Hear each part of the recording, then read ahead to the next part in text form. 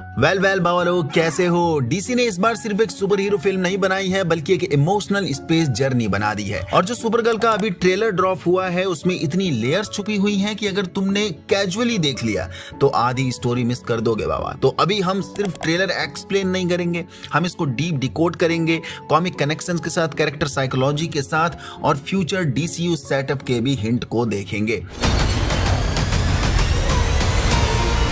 सबसे पहले opening shot Superman यानी काल-एल कारा के लिए एक मैसेज छोड़ता है। सिंपल सा सवाल है, तुम कब अर्थ वापस आ रही हो। सरफेस पे ये नॉर्मल लगता है लेकिन यहाँ एक हिडन लेयर है।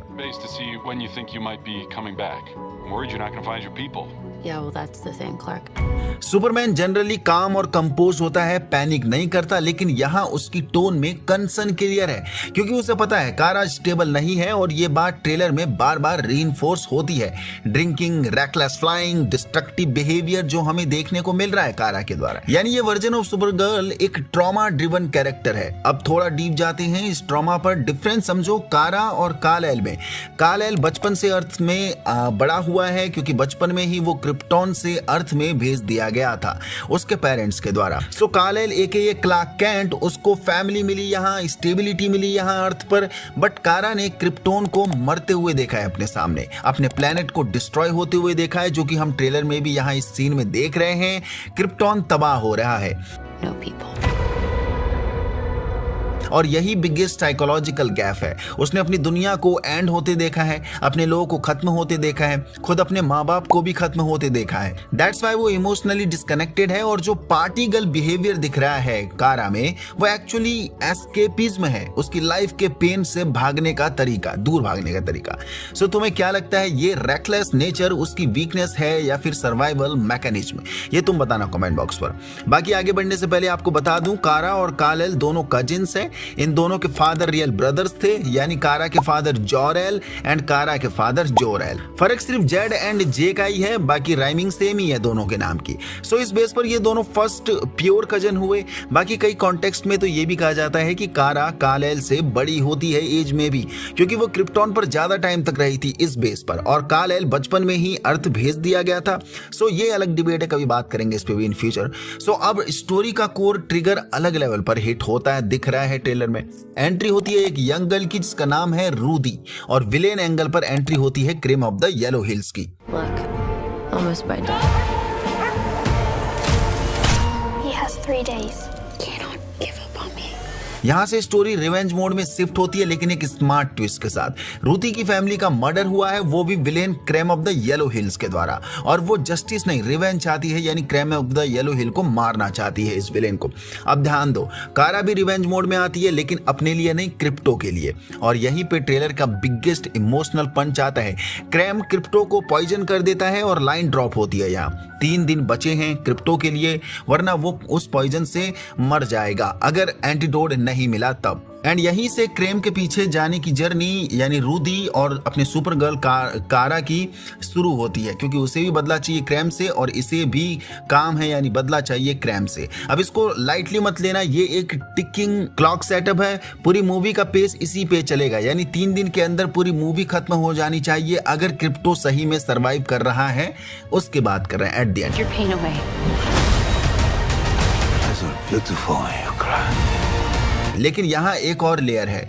कारा के लिए क्रिप्टो सिर्फ पैट नहीं है, वो उसका लास्ट इमोशनल एंकर है क्रिप्टन से, लास्ट फैमिली कनेक्शन। और जब वो बोलती है home is wherever you are अपने पैट से यानी क्रिप्टो से, तो इसका मतलब है कारा के पास एक्चुअल होम बचा ही नहीं है। Home is wherever you are, buddy. अब कॉमिक कनेक्शन की बात करें, ये स्टोरी हेविली इंस्पायर्ड है सुपरगर्ल वुमेन ऑफ टुमारो से। और अगर हम कॉमिक लोर फॉलो करें, क्रिप्टो एंड में सरवाइव करता है, रिवेंज स्टोरी एक मोरल लेसन में कन्वर्ट होती है। लेकिन मूवी में कुछ चेंज क्लियर दिख रहे हैं। मे बी यहाँ क्रिप्टो मर सकता है, मे बी, ये मैं नहीं कह रहा हूँ। ट्रेलर में कारा खुद इन्फेक्टेड दिख रही है, फेस पे पैथोजन स्प्रेड हो रहे हैं, यानी ये पॉइजन या जहर का जो असर चढ़ता है उसके बाद का मोमेंट। इसका मतलब 2 पॉसिबिलिटीज है, सेम पॉइजन उस पर भी इफेक्ट कर रहा है, यानी अपनी सुपर गर्ल पर, या फिर कोई और बिगर कॉस्मिक थ्रेट इन्वॉल्व है यहाँ पर। अब ये चीज यहाँ ऐसे कनेक्ट हो सकती है क्योंकि कारा येलो प्लेनेट में भी हो सकती है, क्योंकि येलो प्लेनेट में कारा कमजोर होती है, जो ये चीज क्लार्क ने ही सुपरमैन मूवी में बोला था कि रेड प्लेनेट में हमें चढ़ती ही नहीं है, हम बहुत पावरफुल होते हैं वहां। तो कारा को दारू दारू वगैरह पीने के लिए येलो प्लेनेट में ही जाना पड़ता है और मे बी यही उसका सामना क्रैम से हो चुका है, जो कि क्रैम कारा की कमजोरी का पूरा फायदा उठाने की कोशिश कर रहा होगा इस मोमेंट पर। यानी स्टेक्स और भी हाई हैं, सिर्फ रेस्क्यू मिशन नहीं, सर्वाइवल बैटल है। अब ओरिजिन साइड पे एक मेजर रेटकॉन टाइप डिटेल है। यूजुअली हम जानते हैं क्रिप्टोन इंस्टेंटली डिस्ट्रॉय हो गया, लेकिन यहाँ ट्रेलर एक नया एंगल देता है। क्रिप्टोन का एक हिस्सा थोड़ी देर के लिए सर्वाइव करता है और वहीं पे हमें मिलते हैं कारा के फादर जॉर-एल। दरअसल जब क्रिप्टोन खत्म हो रहा था तब जॉर-एल अपनी हाई टेक्नोलॉजी की मदद से क्रिप्टोन के मेन शहर का एक हिस्सा बचा लेता है और काफी दिन तक यहाँ क्रिप्टोन की रेस्ट ऑफ द सर्वाइवर थे, यानी सर्वाइव करते हैं इसी शहर के बचे हुए टुकड़े में। लेकिन अंत में ये शहर का टुकड़ा भी ज्यादा दिन तक सर्वाइव नहीं करता और डिस्ट्रॉय हो जाता है। उसके बाद जॉर-एल कारा को अर्थ भेज देता है, क्योंकि कारा के पेरेंट्स को काल-एल के बारे में पता चल गया था कि एक क्रिप्टोनियन अर्थ में रहता है, सर्वाइव करता है, तो उसी के पास भेज देते हैं अपनी बिटिया को। सो वो कारा को रॉकेट में भेजता है, फाइनल मैसेज देता है, बी गुड।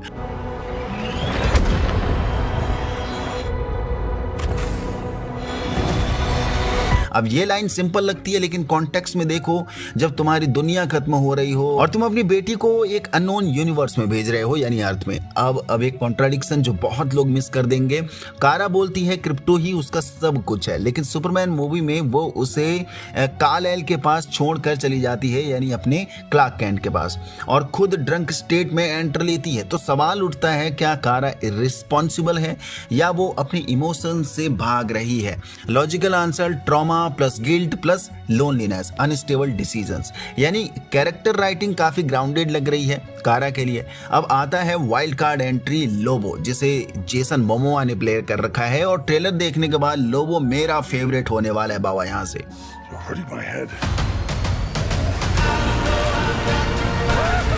सो ट्रेलर में वो एकदम क्लासिक लोबो वाली वाइब देता है, केयर फ्री, वायलेंट, अपने फायदे का सोचने वाला।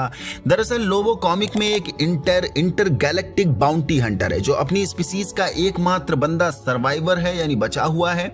बाकी सारी स्पीसीज मारी जा चुकी है लोबो की। सो एक सीन में वो कारा के साथ चिल कर रहा है और दूसरे में ही हिंट मिलता है कि वो अटैक भी कर सकता है, और एक शॉट में स्पीयर अटैक होता भी दिख रहा है, जो डायरेक्टली लोबो पे रिफ्लेक्ट होता है। तो स्ट्रॉन्ग पॉसिबिलिटी है, पहले अलाई बनेगा, बाद में ये बिट्री भी करेगा, और ये बिल्कुल कॉमिक एक्यूरेट बिहेवियर है। लोबो कभी किसी साइड परमानेंटली नहीं होता है, जो देखने में मजा आएगा बाबा। बाकी देखते हैं मेकर्स इस साइड को थोड़ा चेंज भी करते हैं या नहीं करते हैं। नाउ थोड़ा डीसीयू कनेक्शन की बात करते हैं। ट्रेलर में सुपरमैन का इंक्लूजन सिर्फ कैमियो नहीं है, ये एक सिग्नल है इंटरकनेक्टेड यूनिवर्स का। मतलब फ्यूचर में और भी क्रॉसओवर्स होंगे, कैरेक्टर्स एक दूसरे की स्टोरीज इंपैक्ट करेंगे। जस्ट लाइक मार्वल, डीसीयू भी तबियत से एक्सपेंड करने वाला है। और अगर एक ट्रेलर में ही इतने कनेक्शंस हैं तो फाइनल फिल्म में और भी सरप्राइजेस पॉसिबल हैं। तो अब फाइनल ऑब्जर्वेशन, टोन, इस ट्रेलर की सबसे स्ट्रॉन्ग चीज क्या है? बैलेंस, एक्शन है, इमोशन है, ह्यूमर है लोबो के through, also Krem of the hills के थ्रू, और एक क्लियर नैरेटिव डायरेक्शन है। यानी ये रैंडम स्पेक्टिकल नहीं है, प्रॉपर कैरेक्टर ड्रिवन स्टोरी लग रही है। तो ओवरऑल पिक्चर क्या बनती है? ये स्टोरी है एक लड़की की जो अपनी दुनिया खो चुकी है और अब अपने लास्ट होम को बचाने निकली है, यानी क्रिप्टो, क्योंकि क्रिप्टो ही उसकी दुनिया है, ऐसा खुद कारा बोल रही है ट्रेलर में। साथ में एक रिवेंज आर्क चल रहा है और एक इंटरनल मोरल बैटल भी। और अगर डीसी ने इसको सही एग्जीक्यूट कर दिया तो सुपरगर्ल सिर्फ एक सुपर हीरो फिल्म नहीं रहेगी, बल्कि डीसीयू का इमोशनल बैकबोन बन सकती है। अब तुम बताओ, क्या कारा रिवेंज चूज करेगी या वो बी गुड वाली टीचिंग फॉलो करेगी? लोबो फुल विलेन बनेगा या ग्रे ही रहेगा? और सबसे इंपॉर्टेंट, क्रिप्टो सेफ निकलेगा या नहीं निकलेगा? कमेंट्स में अपनी थ्योरी जरूर ड्रॉप करके जाना, क्योंकि यहाँ स्टोरी सिंपल बिल्कुल भी नहीं है। ये था ब्रेकडाउन सुपरगर्ल ट्रेलर का। यहाँ तक पहुंच गए हो तो आपको वीडियो पसंद आई, पसंद आए तो लाइक कर दीजिए, नया हो तो चैनल को सब्सक्राइब कर दीजिए।